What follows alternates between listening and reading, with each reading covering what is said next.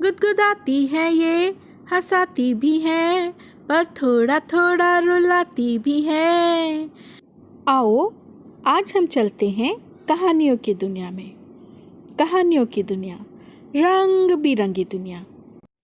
आज मैं आपको एक लोक कथा सुनाती हूँ। लोक कथा का शीर्षक है जादुई चक्की। प्रभास नगर नाम के एक गांव में दो भाई रहते थे। बड़े भाई का नाम छेदीलाल था और छोटे भाई का नाम नंद बिहारी। वैसे तो कहने के लिए दोनों भाई थे, मगर आपसी झगड़ों के चलते दोनों अलग अलग ही रहते थे। छेदीलाल बहुत ही शानो शौकत के साथ रहता था। उसके पास रुपए, पैसे, धन दौलत, किसी चीज की कोई कमी नहीं थी। वहीं दूसरी तरफ नंद बिहारी बहुत ही गरीब था और 2 वक्त की रोटी का इंतजाम करना भी उसके लिए मुश्किल था। दिवाली का दिन था। सब लोग त्योहार बड़ी धूमधाम से मना रहे थे। छेदीलाल के घर बहुत से पकवान बने थे। नंद बिहारी अपने भाई को दिवाली की बधाई देने का मन बना उसके घर गया। बड़े भाई को लगा उसके घर में खाने को नहीं है, तो ये यहाँ आ गया। उसने नंद बिहारी को त्योहार के दिन दुत्कार के भगा दिया। भाई की दुत्कार सुन छोटा भाई बड़े दुखी मन से वापस चल पड़ा। रास्ते में एक बूढ़ा आदमी लकड़ी का गट्ठर लिए कहीं जा रहा था। उसने नंद बिहारी को देखा तो पूछा कि तुम इतने दुखी क्यों हो? आज तो दिवाली है, खुशियों का त्योहार है। इस पर छोटे भाई ने अपनी व्यथा कह सुनाई। बूढ़े व्यक्ति ने कहा कि तुम मेरा ये लकड़ियों का गट्ठर अगर मेरे घर पहुंचा दो तो मैं तुम्हारी मदद जरूर करूंगा और तुम्हें अमीर भी बनवा सकता हूं। नंद बिहारी ने सोचा, घर जाकर मन खराब करने से तो अच्छा है इस बूढ़े इंसान की मदद कर दी जाए, और वह मान गया। घर पहुंचने पर बूढ़े व्यक्ति ने उसे 7 पुए देकर कहा कि ये पुए लेकर जंगल चले जाओ। वहां तुम्हें 3 अजीब पेड़ दिखेंगे, जिसके पास एक चट्टान होगी। चट्टान के कोने में तुम्हें एक गुफा नजर आएगी। उस गुफा के अंदर जाओगे तो तुम्हें 3 बौने मिलेंगे। ये पुए उन्हें खाने को देना, क्योंकि उनको यह बेहद पसंद है। इसके लिए वो तुम्हें कुछ कीमत चुकाना चाहेंगे, पर तुम उनसे धन मत लेना। तुम उनसे उनकी पत्थर की चक्की मांग लेना। नंद बिहारी ने वैसा ही किया जैसा बूढ़े व्यक्ति ने समझाया था। चक्की लेकर जब वह वापस लौटने लगा तो एक बौने ने पीछे से कहा, यह कोई मामूली चक्की नहीं है।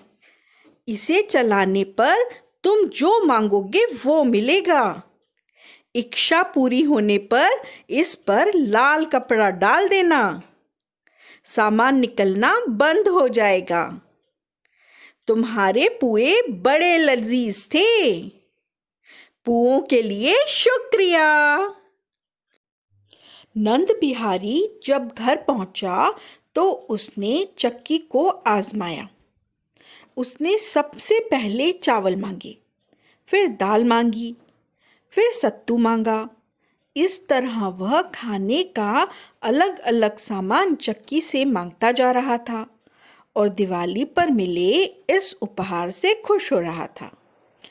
थोड़ी देर बाद जब वह थक गया तो वह चक्की पर लाल कपड़ा ढककर चैन की नींद सो गया।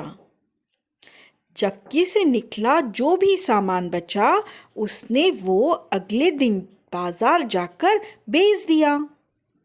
इस तरह वह कुछ न कुछ सामान चक्की से निकालकर बाजार में बेच आता। कभी बादाम, कभी घी, नमक, मसाले, कपास, जो उसका मन करता चक्की से वह निकाल लेता। देखते ही देखते वह बेहद अमीर हो गया। उसकी तरक्की देखकर उसका बड़ा भाई जलने लगा। छेदीलाल ने सोचा, कैसे ये दिन ब दिन इतना अमीर हो रहा है। एक रात वह नंद बिहारी के घर में छिप गया और उसने उस चक्की का कमाल देखा और तभी चक्की चुराने का मन बना लिया। अगले दिन नंद बिहारी जिस समय सामान बेचने बाजार गया, उसके बड़े भाई ने चालाकी से घर में घुसकर चक्की चुरा ली। उसने सोचा उसे यह गांव छोड़कर दूर चले जाना चाहिए, क्योंकि उसके हाथ तो खजाना लग गया है। छेदीलाल जल्दबाजी में सब कुछ छोड़कर परिवार सहित गांव से भाग निकला और समुंदर के रास्ते दूर देश जाने के लिए एक जहाज में सवार हो गया। उसकी पत्नी को कुछ समझ नहीं आ रहा था, यह सब क्या हो रहा है। उसकी पत्नी से जब नहीं रहा गया तो उसने अपने पति से पूछा कि यह सब क्या है, हम बिना सामान इस तरह कहाँ जा रहे हैं, हम कहाँ रहेंगे। पत्नी की जिज्ञासा शांत करने के लिए उसने 20 समंदर में चक्की से कहा, चक्की चक्की नमक निकाल। चक्की ने नमक निकालना शुरू कर दिया। फिर उसने अपनी पत्नी को पूरा किस्सा बताया। दोनों बहुत खुश हुए। चक्की नमक निकालती जा रही थी। बड़े भाई को चक्की को बंद करना तो आता ही नहीं था, तो नमक का बोझ जहाज में बढ़ता गया। सब परेशान हो गए। पहले तो नमक निकाल निकाल कर समुंदर में डालते रहे।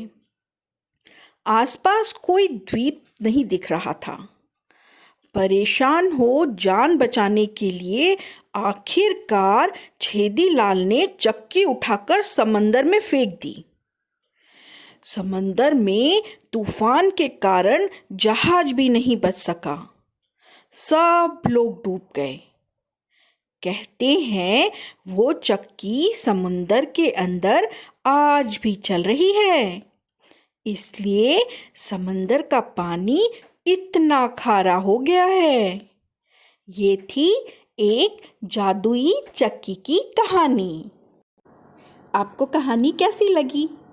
अगर अच्छी लगी तो कल फिर मिलेंगे। आज के लिए इतना ही। ये थी कहानियों की दुनिया, हंसती खिलखिलाती कहानियों की दुनिया।